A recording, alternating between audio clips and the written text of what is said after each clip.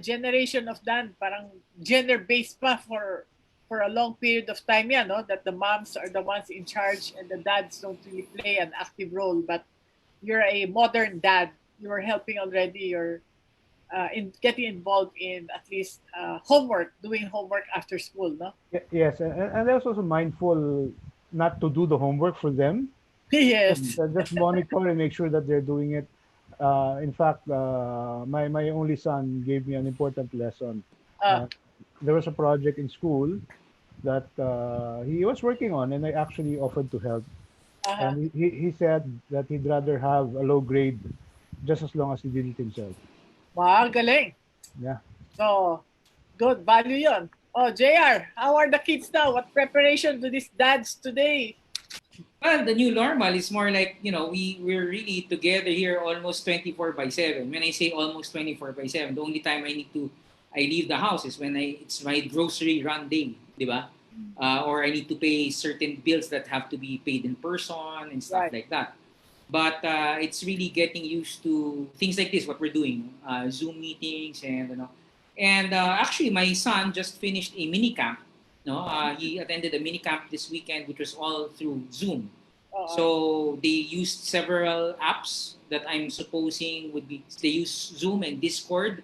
So these are apps that would help the engagement happen, no?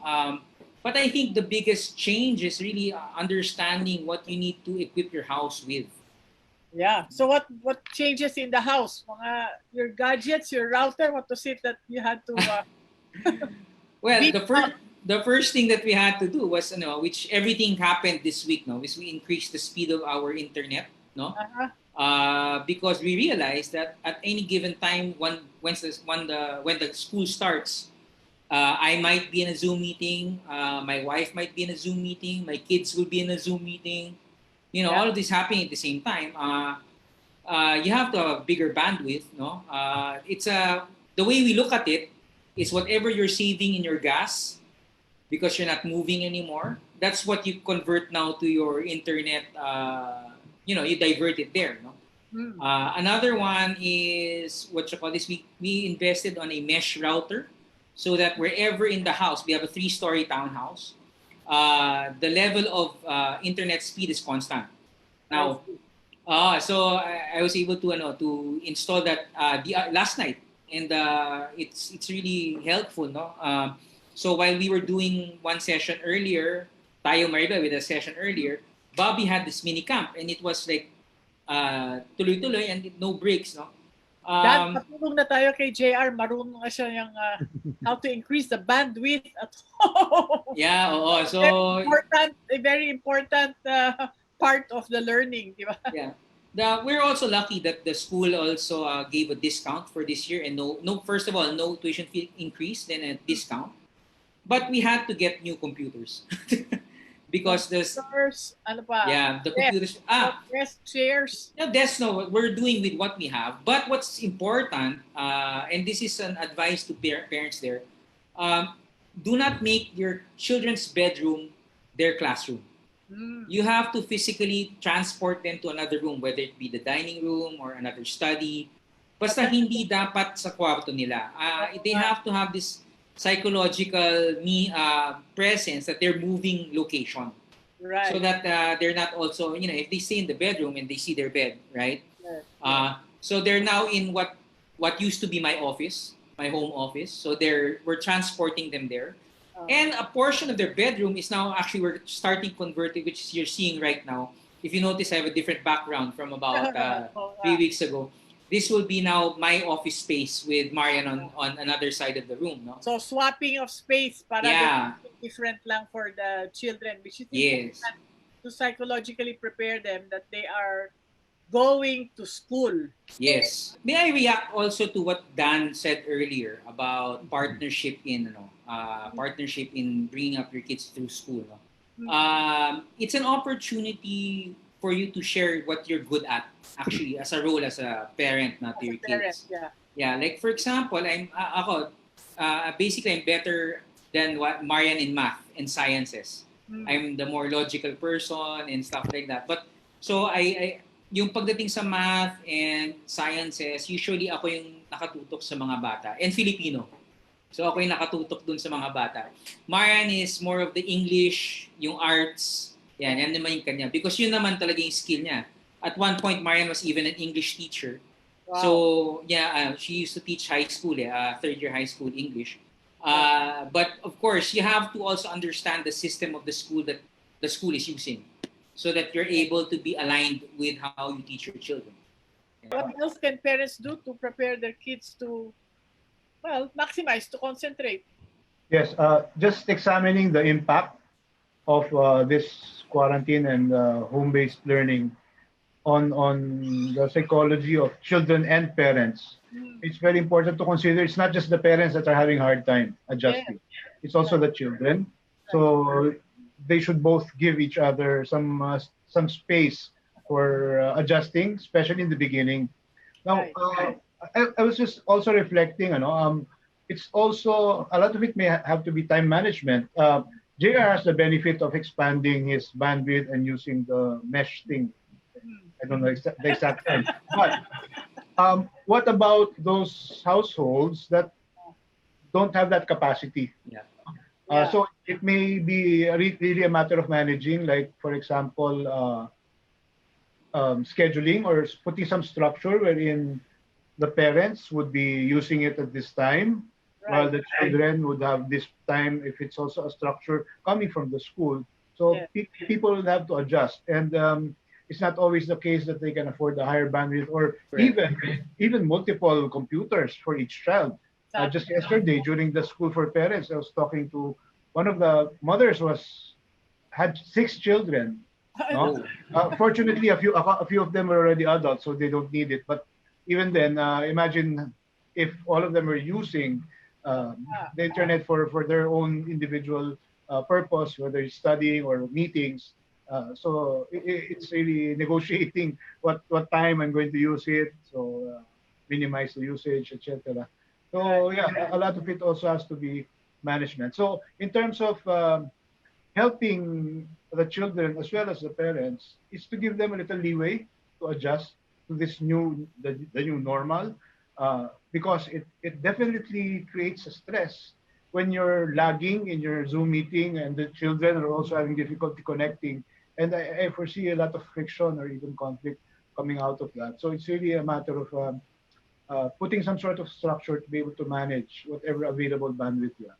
Conversation, no? It is similar to a child maybe needing a new pair of rubber shoes or needing something that the parent cannot afford. So a conversation has to take place that we cannot afford this, di natin mabibili to, ano yung mga options or alternatives of these kids, no? And to work it out together. Just to react about yung expense, to be honest, we're able to afford these changes because we also made adjustments. We over the ECQ, we've also sold some things. We sold some furniture, beds, things that we realized that during the ECQ were not really essential. No, and we were able to raise some funds, and we're still trying to sell some stuff that we see we don't really need to help the schedule part. We didn't also deviate to what we're used to. If it was time for them to read, it's still reading time. If it's gadget time, yung maximum nila na 1 hour a day lang sa gadgets nila, it's still followed. It's really just putting a perspective na, try to be as normal as you can. It's just iba lang yung outlet. Your parenting skills or knowledge, in what way is it, what's really more important there to be able to get them enrolled to this idea of all these changes? Yeah. I think one important skill is negotiating. Being able to engage in a conversation wherein the children are active participants. It's not just the parents do this. This is what's going to happen. No, because in fact, to add on to what JR said, it's adding structure to the day of each child, but also allowing time for the internet use for socialization, basically getting in touch with friends. Because especially for teenagers.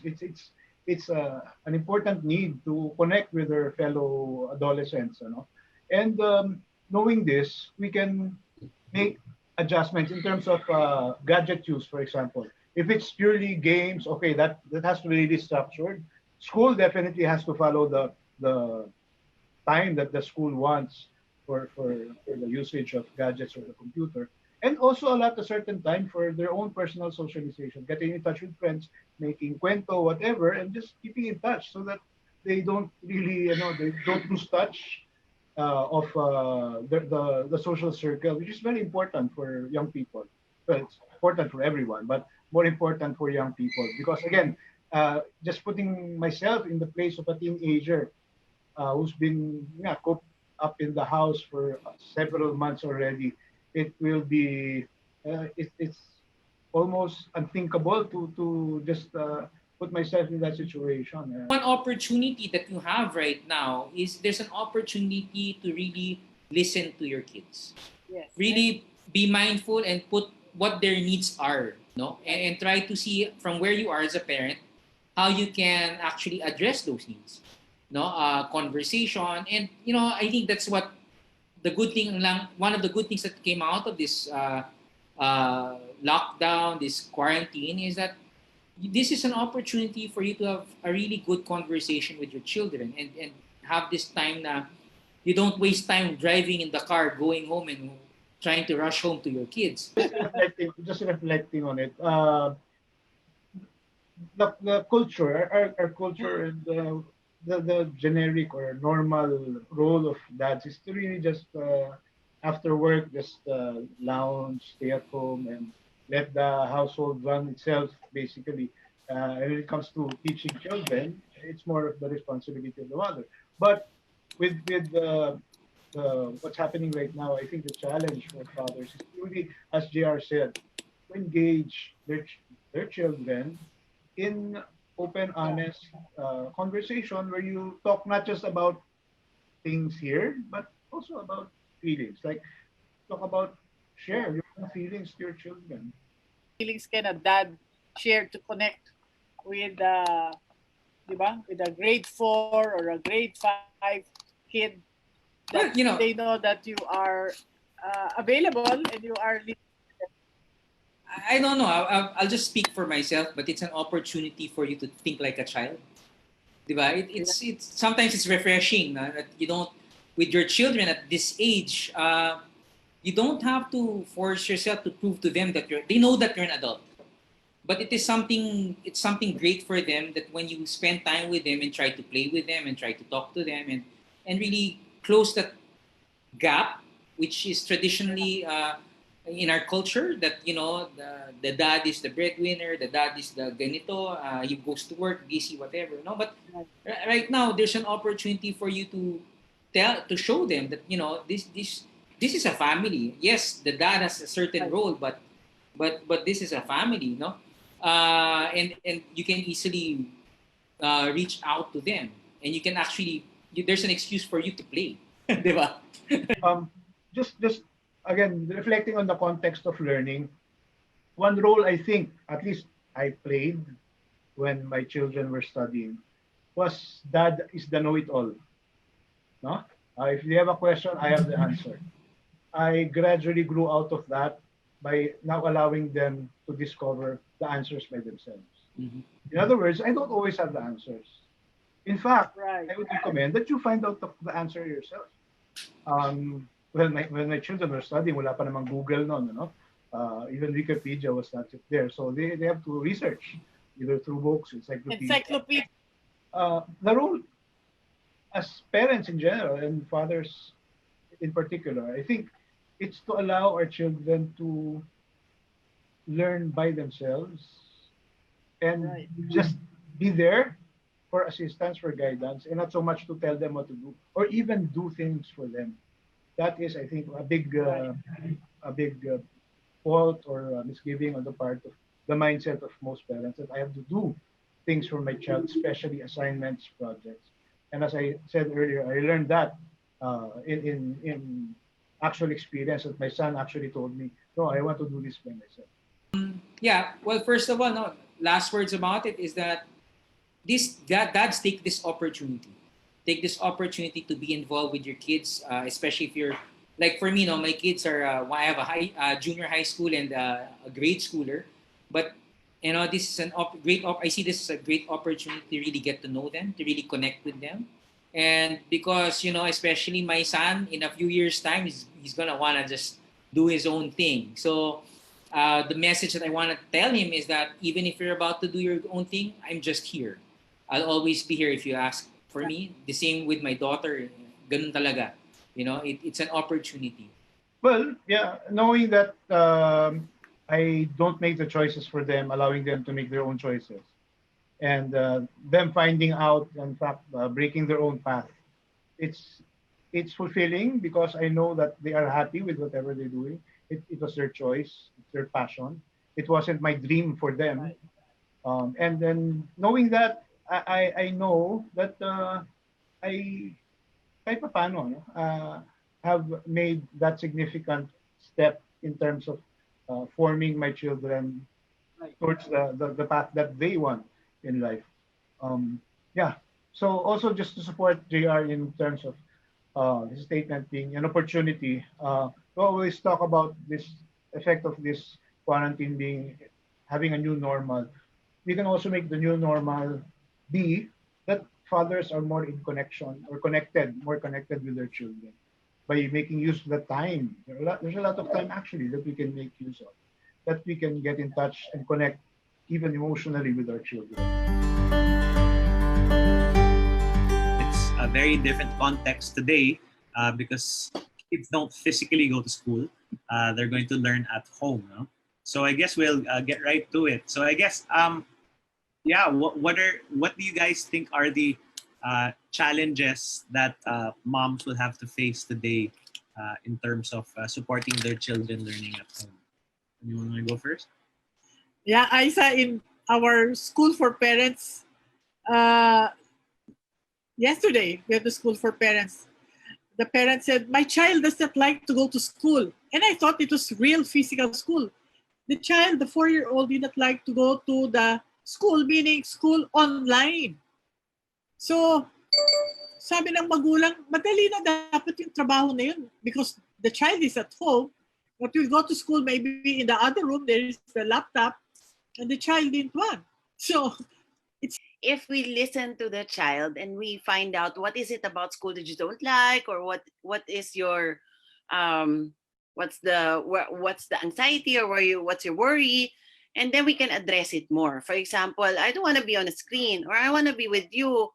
So addressing the time they want to be bonding with mommy, especially for younger kids or for older kids, maybe because I just want to play. So understanding where they're coming from, and then addressing the value. Anyway, we'll have other times to play after school, but you'll also get to play with other kids on the screen. You get to meet them.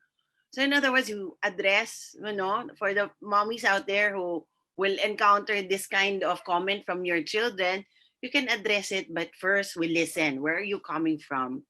And your child, instead of, ano ba yan? Sayang ang pera ko. Ano mo, mag-aaksaya ka ng oras. So, wala mo ng judgment. So, just curious, in this case, before, the teacher is 100% the disciplinarian in school. Yeah. Now, because the teacher's not physically present, what does that mean for mom? It's more on really having that schedule for the mom, so that all the responsibilities and all the hats she's wearing, she's able to compartmentalize them, and she won't be so overwhelmed with all the tasks going on top. So having an agreement with the kids, with your child or children, will be beneficial, that they know when is school time, when is mom's work time. So consultation with mommy, maybe in the first few days of school, mommy, kumbaga it's a real work, going to work, mom would have to go on leave to accompany the child through the first days of school. So siguro ganun din, kahit 1 or 2 days, or get permission from their bosses na kasi mag-a-adjust yung anak ko sa online schooling, let me try to help them first, supervise more full-time, and then when gamay na nung bata, then she can go back to full-time working from home. in a separate space. So the space, the schedule, and even the uniform and all that, that should be talked about and agreed upon. And we have a question that needs some answering, Coach Aiza. One is both my husband and I are not creative, but our only child, who is a fourth grader, so around 10 years old, is very creatively intelligent. I'm concerned I won't be able to give her the necessary support during this e-learning period. What can we do? Ice. Right. Oh, if you're not creative, it's okay. You don't have to be the one. You can be the one who will inspire them to go after their dreams and to enhance their talents and their potentials. You can give that support. But the good thing is you can find other mentors who are experts in their field of interest, and lalo na online.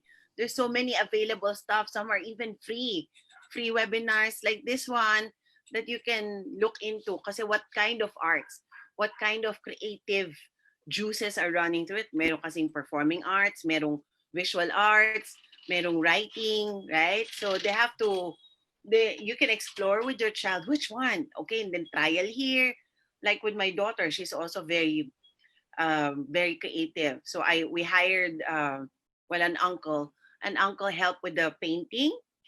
She tried it. She realized she's not into that so much. Then we did ballet, we did singing, and then we also did now theater. She's loving theater. So she's joining different theater workshops, and dun siya natututo. Ako yung fan. That's my role, I guess, no, to be the fan and to pay for certain tuition if necessary. The challenge for most parents now is listen and talk to them nicely. Don't get angry because you don't like a power struggle. I'm just curious, does it help if you talk to your kids as an adult when you explain certain things? Because I mean, you said earlier the flip side is parents always get angry, so you listen, but how do you talk back to the kids when explaining these rules? Me? I ask more questions. When we have rules in the house that we need agreements, I like kasi asking questions so that I know what they're thinking, what are their opinions, or if they have their own ideas or suggestions.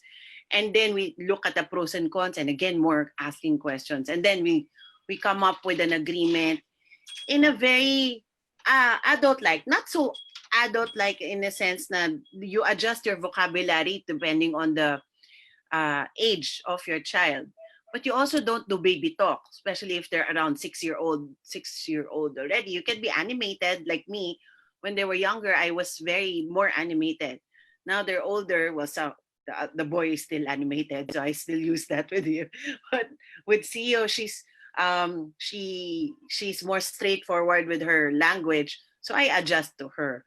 But my question, and I'm gonna throw this to Maribel, because we're talking about limitations in terms of disturbing mom at home.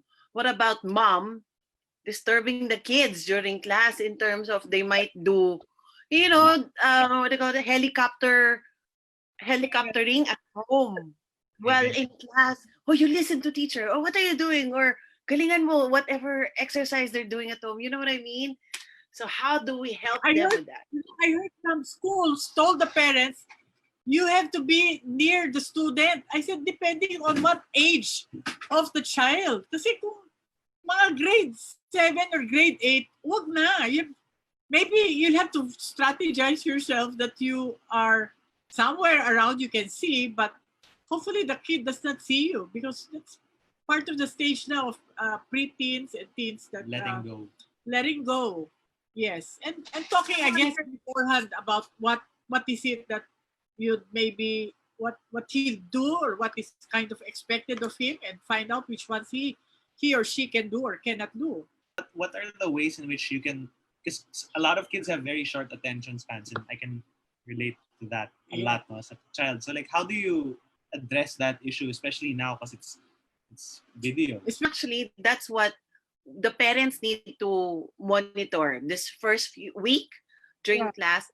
What is the energy like? What's the attention span like with the kids? And maybe again asking, not just monitoring or over helicoptering the child. How is it like, getting feedback, especially with your more verbal children, and then making suggestions. I'm sure the school administration are very open to getting feedback.